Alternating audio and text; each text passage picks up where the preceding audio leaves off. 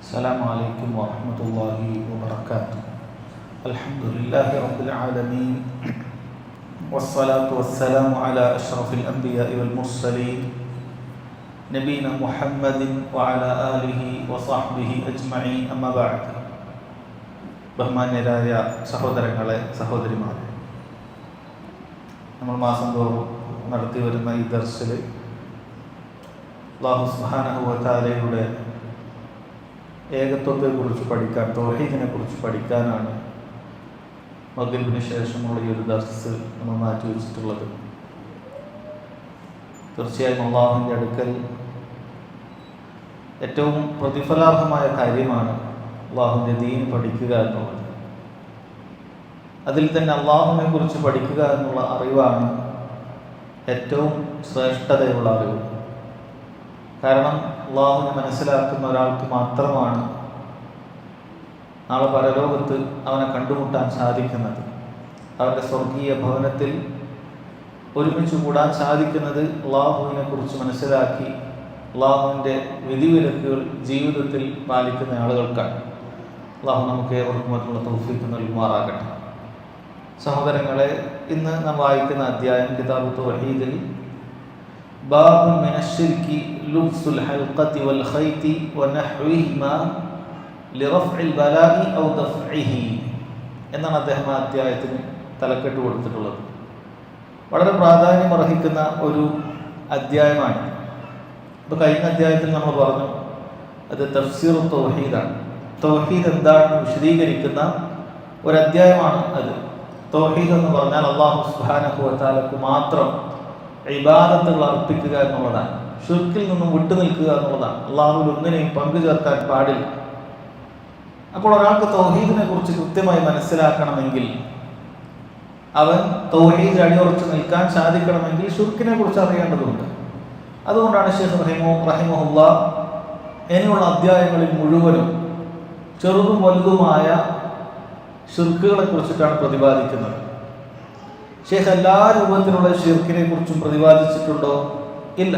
എന്നാൽ വളരെ പ്രാധാന്യം അർഹിക്കുന്ന അദ്ദേഹത്തിൻ്റെ കാലഘട്ടത്തിലും ഇന്നും നാം പരിശോധിച്ചാൽ നമ്മുടെ കാലഘട്ടത്തിലും ഏറെ നിലനിൽക്കുന്ന ഒരുപാട് ആളുകൾക്കിടയിൽ വ്യാപിച്ചിട്ടുള്ള ശിർക്കുകളെ കുറിച്ചിട്ട് അദ്ദേഹം പ്രതിപാദിച്ചിട്ടുണ്ട്. അതിൽ ദീനുൽ ഇസ്ലാമിൽ നിന്ന് തന്നെ പുറത്തു പോകുന്ന കടുത്ത ശിർക്കുണ്ട്, അശ്ശിർക്കുൽ അക്ബർ എന്നറിയപ്പെടുന്ന കാര്യങ്ങൾ. അതുപോലെ തന്നെ ഒരാൾ ദീനിൽ നിന്നും പുറത്തു പോയിട്ടില്ലെങ്കിലും അയാളുടെ അമലുകളെ പൊളിച്ചു കളയുന്ന ശിർക്കുൽ അസ്ഗറിനെ കുറിച്ചിട്ട് പരാമർശമുണ്ട്. അങ്ങനെ സമൂഹത്തിൽ വ്യാപിച്ചിട്ടുള്ള പ്രധാനപ്പെട്ട ശിർക്കുകളെ കുറിച്ചിട്ടാണ് ഇനിയുള്ള അധ്യായങ്ങളിൽ അദ്ദേഹം കൊടുത്തിട്ടുള്ളത്. നമ്മൾ ഓരോരുത്തരും മനസ്സിലാക്കേണ്ടതാണ്. പ്രത്യേകിച്ചും ഈ അധ്യായത്തിൽ പ്രതിപാദിക്കുന്ന കാര്യം സഹോദരങ്ങളെ, നമ്മുടെ കുടുംബങ്ങളിലും അയൽപ്പക്കങ്ങളിലും സമൂഹങ്ങളിലും ഒക്കെ വളരെയധികം വ്യാപിച്ചിട്ടുള്ള ഒരു മുസീബത്താണ്. എന്താണ് ഈ അധ്യായത്തിൽ അദ്ദേഹം പറയുന്നത്? ബാബു മിനശ്ശിർക്കി, ഷിർക്കിൽ പെട്ടതാണ്. മിൻ എന്ന് പറയുന്നത് തബ്ഈദിയ്യ എന്ന് പറയും. അതായത് അതിൽ പെട്ടതാണ് എന്നർത്ഥമാണ് അറിയിക്കുന്നത്. അതായത് ഷിർക്ക് എന്ന് പറഞ്ഞാൽ ഇത് മാത്രമല്ല, ഷിർക്ക് ഒരുപാട് ഇനങ്ങളുണ്ട്. അപ്പോൾ ആ ഷിർക്കിൽ പെട്ട ഒരു കാര്യമാണ്. എന്നാണ് ഇവിടെ ഉദ്ദേശിക്കുന്ന ഷിർക്ക്? ഷിർക്കുൻ അസ്ഗറാണ്. ഇൻഷാ അല്ലാഹ് അതിന്റെ വിശദീകരണം പിന്നീട് വരും. ഷിർക്കിൽ പെട്ടതാണ് ലുബ്സുൽ ഹൽഖ.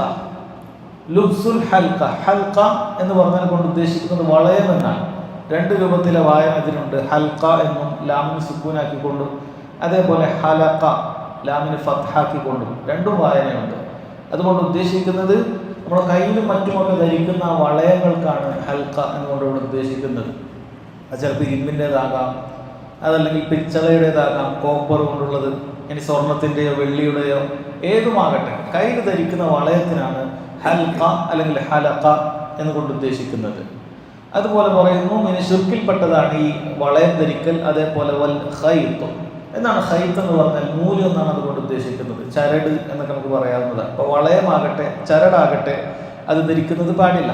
ഈ ചരട് ആളുകൾ ചിലപ്പോൾ കയ്യിൽ ധരിക്കും, കാലിൽ ധരിക്കുന്നവരുണ്ട്. അത് മറ്റ് വിശ്വാസികളിലും ഒക്കെ നമുക്ക് കാണുന്ന കാര്യമാണ്. കാലിൽ ധരിക്കും, കയ്യിൽ ധരിക്കും, ഇനി പല രൂപത്തിൽ ആളുകൾ ധരിക്കും. വനഹ്വിഹിം, അതേപോലെയുള്ള, അതായത് വളയും ചരടവും മാത്രമല്ല ഇവിടെ പ്രശ്നം. ഇതിന് സമാനമായ എന്തുമാകട്ടെ ഇതെന്തിനു വേണ്ടി ധരിക്കുന്നു? ലിറഫ്ഇൽ ബലാ ഔ ദഫ്ഇ. അദ്ദേഹം പറയുന്നു, ഒന്നുകിൽ നമുക്ക് ബാധിച്ചൊരു മുസീബത്തിനെ അത് ശിഫയായി പോകാൻ, അത് നമ്മളിൽ നിന്ന് മാറിപ്പോകാൻ വേണ്ടി ആളുകൾ ധരിക്കാറുണ്ട്. ഔ ദഫ്ഇഹി, വരാതിരിക്കുന്നതിന് വേണ്ടി, ചെറുക്കുന്നതിന് വേണ്ടിയും ആളുകൾ ധരിക്കാറുണ്ട്. സഹോദരങ്ങളെ, ഇത് ശിർക്കിൽപ്പെട്ട കാര്യമാണ് എന്നാണ് പറയുന്നത്. അതായത് എന്തെങ്കിലുമൊക്കെ രോഗം പേടിച്ചിട്ട്, കണ്ണേറ് പേടിച്ചിട്ട്, എന്തെങ്കിലുമൊക്കെ മുസീബത്ത് ബാധിക്കുമെന്ന് പേടിച്ചിട്ട്, അപകടം വരുമെന്ന് പേടിച്ചിട്ട്, അത് നമ്മുടെ ശരീരത്തിലാകട്ടെ, നമ്മുടെ വാഹനത്തിലാകട്ടെ, കുട്ടികളിലാകട്ടെ, ആരിലാകട്ടെ, നമ്മുടെ വീട്ടിലാകട്ടെ, ഒരു മുസീബത്ത് വീട്ടിലുണ്ടാകാതിരിക്കാൻ വീട്ടിൽ കെട്ടിത്തൂക്കുന്ന കാര്യമാകട്ടെ, എന്തുമാകട്ടെ, ഇതെല്ലാം സഹോദരങ്ങളെ ഈ ഒരു ഇനത്തിലാണ് പെടുന്നത്, ഈ ഒരു വകുപ്പിലാണ് പെടുന്നത്. അത് പല രൂപത്തിൽ ഓരോ നാട്ടിലും ഓരോ പ്രദേശത്തൊക്കെ പല രൂപത്തിലായിരിക്കും. ചിലർ ചെരുപ്പൊക്കെ കെട്ടിത്തൂക്കുന്നത് കാണാൻ സാധിക്കും. വേറെ ചിലർ പ്രത്യേകം കൈയിൻ്റെ അടയാളമൊക്കെ കെട്ടിത്തൂക്കുന്നവരുണ്ടാകും. അല്ലെങ്കിൽ കണ്ണിൻ്റെ രൂപം വെച്ചിട്ടൊക്കെ കെട്ടിത്തൂക്കുന്ന ആളുകളുണ്ടാകും. അതല്ലെങ്കിൽ ആ രൂപത്തിൽ ഏതും ഓരോരുത്തർക്കും ഓരോ പോലെയാണ്. എത്രത്തോളം പണ്ഡിതന്മാർ പറയുന്നു, എഴുത്തുകളാണെങ്കിലും ശരി, ചില പ്രത്യേക എഴുത്തുകൾ അവിടെ എഴുതി വെച്ചാൽ അവിടെ കണ്ണീറുണ്ടാവുകയില്ല എന്നൊരാൾ ചിന്തിക്കുകയാണെങ്കിൽ അതെല്ലാം ഈ വകുപ്പിൽ പെടുന്നു. ഖുർആനിൻ്റെ ആയത്തുകളാണെങ്കിലും ശരി. എന്നാൽ അതുമായി ബന്ധപ്പെട്ട അതിൻ്റെ ഹുക്കുമുകൾ എന്താണ്, ഇൻഷാ അല്ലാഹ് അടുത്ത അധ്യായങ്ങളിൽ ഇത് വരുന്നുണ്ട്. എന്ത് തന്നെയായാലും ഒരാളൊരു രോഗം മാറുന്നതിന് വേണ്ടിയിട്ടോ, അതല്ലെങ്കിൽ രോഗം വരുന്നതിന്, മുസീബത്ത് വരുന്നതിനെ ചെറുക്കുന്നതിന് വേണ്ടിയിട്ടോ എഴുതുകയോ കെട്ടിത്തൂക്കുകയോ ധരിക്കുകയോ ഒക്കെ ചെയ്യുന്ന ഈ കാര്യങ്ങളെയൊക്കെയാണ് സഹോദരങ്ങളെ ഈ ആയത്തിൽ പ്രതിപാദ്യ വിഷയം. അതാണ് അതിൻ്റെ ഹുക്കും. അത് ഷിർക്കിൽപ്പെട്ടതാണ് എന്നാണ് കൊണ്ട് ഉദ്ദേശിക്കുന്നത്. ഇവിടെ നമ്മൾ പറഞ്ഞു, ഷിർക്ക് കൊണ്ട് ഉദ്ദേശിക്കുന്നത് അശ്ശിർക്കുൽ അസ്ഗർ, ഒരാൾ ദീനിൽ നിന്നും പുറത്തു പോകാത്ത, എന്നാൽ ആ ചെയ്യുന്ന കർമ്മത്തെ പൊളിച്ചു കളയുന്ന ആ ഇനം ഷിർക്കാണ് അശ്ശിർക്കുൽ അസ്ഗർ എന്ന് പറയുന്നത്. ഇത് വൻപാപത്തെക്കാളും ഗൗരവമുള്ള കാര്യമാണ്, കബായിറുകളെക്കാളും ഗൗരവമുള്ള കാര്യമാണ്. കാരണം കബായിറുകളെ കുറിച്ചിട്ട് പണ്ഡിതന്മാർക്കിടയിൽ അത് പുറത്തു കിട്ടും എന്നുള്ള കാര്യത്തിൽ അഭിപ്രായ വ്യത്യാസമില്ല. വൻപാപം കൊണ്ട് ഒരാൾ മരിച്ചുപോയാൽ അത് പുറത്തു കിട്ടും എന്നുള്ള കാര്യത്തിൽ അഭിപ്രായ വ്യത്യാസമില്ല. അള്ളാഹു ഉദ്ദേശിച്ചത് അത് പുറത്തു കൊടുക്കും, യാതൊരു സംശയമില്ല. പക്ഷേ ഷിർക്ക് അത് ചെറുതാകട്ടെ വലുതാകട്ടെ, ചില പണ്ഡിതന്മാരുടെ അഭിപ്രായത്തിൽ അത് പുറത്തു തരികയില്ല എന്നാണ്. കാരണം അള്ളാഹു സുബ്ഹാനഹു വ തആല ഷിർക്ക് പുറത്തു തരികയില്ല എന്ന് പറഞ്ഞതിൽ ചെറുതും വലുതൊക്കെ ഉൾപ്പെട്ടിട്ടുണ്ട് എന്നാണ് പറഞ്ഞിട്ടുള്ളത്. അതുകൊണ്ട് തന്നെ അത്തരം ചെറിയ ഷിർക്കുമായി ഒരാൾ മരണപ്പെട്ടു പോയാൽ അവന് സമാനമായ സൽക്കർമ്മങ്ങൾ അത്രയും ഉണ്ടെങ്കിൽ മാത്രമേ അതിൽ നിന്ന് രക്ഷപ്പെടാൻ സാധിക്കുകയുള്ളൂ. അല്ലാതെ അള്ളാഹിൻ്റെ മശീയത്ത് അതിലുണ്ടാവുകയില്ല എന്ന് പോലും പണ്ഡിതന്മാർ പറഞ്ഞിട്ടുണ്ട്. അതുകൊണ്ട് ഇത് വളരെ ഗൗരവമുള്ള കാര്യമാണ് എന്ന് സഹോദരങ്ങൾ മനസ്സിലാക്കുക. മനുഷ്യന്മാരെ സംബന്ധിച്ചിടത്തോളം പൊതുവെ അവർക്ക് ഉണ്ടാകുന്ന രോഗങ്ങൾ, അവർക്ക് സ്വന്തത്തിനാകട്ടെ അല്ലെങ്കിൽ കുട്ടികൾക്കാകട്ടെ, അവരിഷ്ടപ്പെടുന്ന ആളുകൾക്കാകട്ടെ, രോഗങ്ങൾ ഉണ്ടാകണമെന്ന് ആരും ആഗ്രഹിക്കാറില്ല. അതെങ്ങനെയെങ്കിലൊക്കെ നീങ്ങി കിട്ടണമെന്ന് ആഗ്രഹിക്കുന്നവരാണ് മനുഷ്യരെല്ലാം. അത് ജാതി മത വ്യത്യാസമില്ലാതെ എല്ലാവരും ആഗ്രഹിക്കുന്ന കാര്യമാണ്. സ്വന്തത്തിന് രോഗം ഉണ്ടാകരുത്, രോഗം വരരുത്, എനിക്ക് വേണ്ടപ്പെട്ട ആൾക്ക് രോഗം ഉണ്ടാകരുത്, രോഗം വരരുത്, എല്ലാവരും ആഗ്രഹിക്കുന്ന കാര്യമാണ്. പക്ഷെ അല്ലാഹു സുബ്ഹാനഹു വ തആല അവനെന്ത് ചെയ്യും? രോഗം കൊണ്ടും അതുപോലെ തന്നെ പട്ടിണി കൊണ്ടും ഒക്കെ അല്ലാഹു സുബ്ഹാനഹു വ തആല പരീക്ഷിക്കുമെന്ന് നമ്മെ അറിയിച്ചിട്ടുള്ള കാര്യമാണ്. അതിൻ്റെ പിന്നിൽ ഒരുപാട് ഹിക്മത്തുണ്ട്, അതിലേക്ക് നമ്മൾ പോകുന്നില്ല. ഇത്തരത്തിലുള്ള പരീക്ഷണങ്ങൾ ഉണ്ടാകുന്ന സമയത്ത് സഹോദരങ്ങളെ, മനുഷ്യരെങ്ങനെയെങ്കിലും ഇതിൽ നിന്ന് രക്ഷപ്പെടണം, ഇതാണ് പലരുടെയും ചിന്ത. ഇത് അള്ളാഹു അനുവദിച്ച മാർഗത്തിലൂടെ രക്ഷപ്പെടണമോ, അതല്ല എങ്ങനെയെങ്കിലൊക്കെ രക്ഷപ്പെട്ടാൽ മതിയോ, ഇങ്ങനെ രണ്ട് രൂപത്തിലാണ് ആളുകൾ ചിന്തിക്കുന്നത്. ചിലർ എങ്ങനെയെങ്കിലൊക്കെ രക്ഷപ്പെട്ടാൽ മതി എന്ന് ചിന്തിക്കുന്നവരാണ്. രോഗം വന്ന് എങ്ങനെയെങ്കിലൊക്കെ മാറണം, അത്രയേ ഉള്ളൂ, അല്ലെങ്കിൽ എങ്ങനെയെങ്കിലും രോഗം വരരുത്, ഇതാണ് പലരുടെയും ചിന്ത. പക്ഷെ സഹോദരങ്ങൾ, മുസ്ലിമിനെ സംബന്ധിച്ചിടത്തോളം അല്ലാഹു സുബ്ഹാനഹു വ തആല നിയമമാക്കിയ വഴിയിലൂടെ മാത്രമേ സഞ്ചരിക്കാൻ പറ്റുള്ളൂ. അത് ഏത് കാര്യത്തിലാകട്ടെ, ഏത് കാര്യത്തിലും അവൻ അങ്ങനെ സഞ്ചരിക്കാൻ പാടുള്ളൂ. അവനെ സംബന്ധിച്ചിടത്തോളം മാർഗവും ലക്ഷ്യവും ഒരുപോലെ പ്രാധാന്യമുള്ളതാണ്. ലക്ഷ്യം കണ്ടാൽ പോരാ, രോഗം മാറിയാൽ മാത്രം പോരാ, ഇതെങ്ങനെ മാറുന്നു എന്നുള്ളത് വളരെ പ്രാധാന്യമാണ്. കാരണം ചിലപ്പോൾ ദീനിൽ നിന്നും പുറത്തു പോകുന്ന പ്രവർത്തനങ്ങൾ ചെയ്തിട്ടാണ് ചിലർ രോഗശമനത്തെ തേടുന്നത്. അല്ലാത്ത ആളുകളെ വിളിച്ച് പ്രാർത്ഥിച്ചിട്ട്, അല്ലാത്ത ആളുകൾക്ക് വേണ്ടി അറിവുകൾ നടത്തിയിട്ട്, നേർച്ചകൾ നടത്തിയിട്ട്, ഇങ്ങനെ പല രൂപത്തിലും സഹോദരങ്ങളെ ആളുകൾ എന്ത് ചെയ്യാറുണ്ട്? ഈ രോഗങ്ങളും മുസീബത്തുകളൊക്കെ വരുന്നതിനെ ചെറുക്കാനും അല്ലെങ്കിൽ വന്നതിനെ നീക്കാനും ഒക്കെ പരിശ്രമിക്കാറുണ്ട്. പണ്ഡിതന്മാർ പറയാറുള്ളത്, ഒരാൾക്ക് പ്രയാസമോ ദുരിതമോ ഒക്കെ ബാധിച്ചു കഴിഞ്ഞാൽ മൂന്നാലൊരു രീതിയിലാണ്, അല്ലെങ്കിൽ ദുരിതം ബാധിച്ചത് നീങ്ങണമെങ്കിൽ മൂന്നാലൊരു രീതിയാണ് അവന് ഉള്ളത്. 3 രീതിയിലായിരിക്കും അവൻ എന്ത് ചെയ്യുക? അതിനുവേണ്ടി പരിശ്രമിക്കുക. ഒന്നാമത്തേത് അദ്ദുആ. ഒരാൾക്ക് രോഗം വന്നു കഴിഞ്ഞാൽ അല്ലെങ്കിൽ രോഗം വരാതിരിക്കാനൊക്കെ ഒരാൾക്ക് ചെയ്യാവുന്ന കാര്യം എന്താണ്? ദുആയാണ്. നബി സല്ലല്ലാഹു അലൈഹി വസല്ലം പറഞ്ഞിട്ടുണ്ട്, ഇന്ന ദുആ യൻഫഉ മിമ്മാ നസല വമിമ്മാ ലം യൻസിൽ. തീർച്ചയായും ദുആ എന്ന് പറയുന്നത് അത് ഇറങ്ങിയതിനും ഉപകരിക്കും, ഇറങ്ങാത്തതിനും ഉപകരിക്കും. ഇപ്പം ഇറങ്ങി എന്തെങ്കിലുമൊക്കെ മുസീബത്ത് ഉണ്ടെങ്കിൽ അത് നീക്കം ചെയ്യാൻ ഉപകരിക്കും. ഇനി ഇറങ്ങാൻ ബാക്കിയുണ്ടെങ്കിൽ അതും ദുആ കൊണ്ട് എന്ത് ചെയ്യും? അതൊരാൾക്ക് എന്ത് ചെയ്യും? അതിൽ നിന്നും ശമനം ലഭിക്കുന്നതാണ്, രക്ഷ ലഭിക്കുന്നതാണ്. ഫഅലൈക്കും ഇബാദല്ലാഹ് ബിദ്ദുആ സല്ലല്ലാഹു അലൈഹി വസല്ലം പറയുന്നു. അതുകൊണ്ട് അള്ളാഹുവിൻ്റെ അടിമകളെ നിങ്ങൾ ദുആ ചെയ്തോളി. ദുആ ചെയ്യാൻ നബി സല്ലല്ലാഹു അലൈഹി വസല്ലം പറയാം. അതായത് രോഗം വരുന്നതിനെ തൊട്ടും ദുആ ചെയ്യണം. ഒരുപാട് ഹദീസുകളിൽ ഇന്ന രോഗങ്ങൾ പ്രത്യേകം പറഞ്ഞിട്ട് നബി സല്ലല്ലാഹു അലൈഹി വസല്ലം ദുആ പഠിപ്പിച്ചിട്ടുണ്ട്. അള്ളാഹുവെ എന്നെ പാണ്ഡുരോഗത്തിൽ നിന്നും കുഷ്ഠരോഗത്തിൽ നിന്നും ഇങ്ങനെയുള്ള രോഗത്തിൽ നിന്നൊക്കെ പ്രത്യേകം പറഞ്ഞിട്ട്, ഭ്രാന്ത് ബാധിക്കുന്നതിൽ നിന്നൊക്കെ പ്രത്യേകം പറഞ്ഞിട്ട് നബി സല്ലല്ലാഹു അലൈഹി വസല്ലം എന്ത് ചെയ്തിട്ടുണ്ട്? രക്ഷ ചോദിച്ചിട്ടുണ്ട്. അത് ചോദിക്കേണ്ടതാണ്. ഇനി അതുപോലെ തന്നെ രോഗശമനത്തിനും അള്ളാഹുവിനോടാണ് ദുആ ചെയ്യേണ്ടത്. നബി സല്ലല്ലാഹു അലൈഹി വസല്ലം പഠിപ്പിച്ച പ്രാർത്ഥനകളിലൊക്കെ അള്ളാഹുവിനോടുള്ള പ്രാർത്ഥനയാണ്. അള്ളാഹുവെ നീയാണ് രോഗങ്ങളെ മാറ്റുന്നവൻ, നീയാണ് ശിഫ തരുന്നവൻ എന്ന് പറഞ്ഞ് പ്രാർത്ഥിക്കുന്നത് നമുക്ക് കാണാൻ സാധിക്കും. ഒന്നാമത്തെ കാര്യം സഹോദരങ്ങളെ, പ്രയാസങ്ങൾ ബാധിച്ചാൽ, രോഗങ്ങൾ ബാധിച്ചാൽ അള്ളാഹു സുബ്ഹാനഹു വ തആലയോട് ദുആ ചെയ്യുക എന്നുള്ളതാണ്. ഇവിടെ നമുക്ക് പ്രത്യേകം മനസ്സിലാക്കേണ്ട ഒരു കാര്യം, നമ്മൾ അള്ളാഹിനോട് ദുആ ചെയ്യുന്ന സമയത്ത് ആ ദുആ അള്ളാഹു സുബ്ഹാനഹു വ തആല സ്വീകരിച്ചാൽ, സ്വീകരിക്കുന്നതാകട്ടെ സ്വീകരിക്കാത്തതാകട്ടെ, നമ്മൾ ദുആ ചെയ്താൽ അതിന് പ്രതിഫലമുണ്ട്. ഇത് പലർക്കും അറിയാത്തൊരു കാര്യമാണ്. കാരണം പലരും ദുആയിൽ മടുപ്പ് വരാനുള്ളൊരു കാരണം കൂടിയാണ്. അതിന് എന്തെങ്കിലും ഉത്തരം കിട്ടിയിട്ടില്ലെങ്കിൽ എന്ത് ചെയ്യും? ദുആ നിർത്തുന്നത് കാണാൻ സാധിക്കും.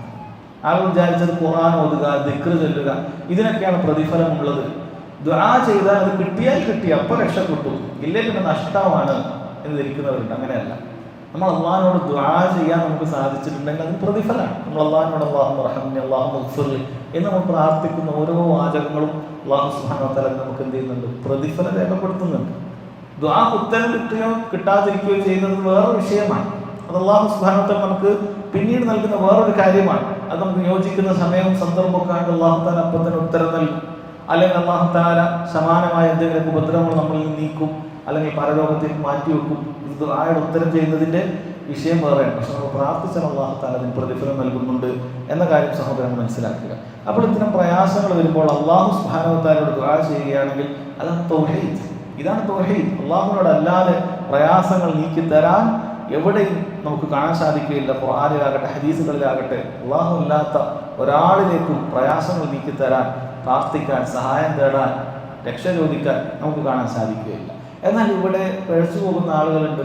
ഇത്തരം ഘട്ടങ്ങളിൽ അവർ ദുആ ചെയ്യും, പക്ഷേ അല്ലാഹു അല്ലാത്ത ആളുകളോടാണ് ദുആ ചെയ്യുന്നത്.